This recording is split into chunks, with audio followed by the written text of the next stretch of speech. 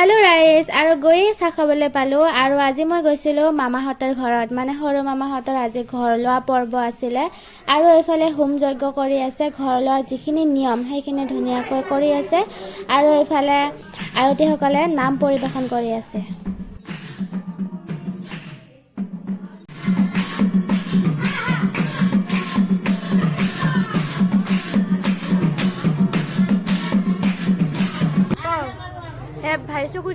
আৰু এইজনী হৈছে আমাৰ ডাঙৰ মামাৰ ছোৱালী আৰু আমি সৰুতে কোৱা কথাবিলাক অলপমান ৰমন্থন কৰি আছো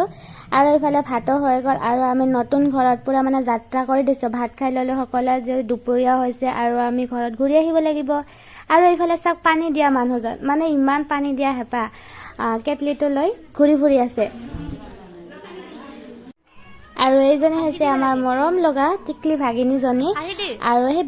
বাইদেউগৰাকী আছিল যে বাইদেউগৰাকীৰে ছোৱালী হয় মানে এইবাৰ বিহুত ফাংচনত নাচিছিলে তো সেয়ে মোক দেখাই আছে আৰু মাহী এনেকৈ নাচিছো তেনেকৈ বুলি আৰু এয়া মাক জীয়েকৰ ডান্স পুৰা মানে কিবা বড়ো গানত নাচি আছে আৰু এইফালে মাকেও পাগল নাচাৰ কাৰণে জীয়েকেও পাগল দুজনী নাচি আছে আৰু এনেকৈ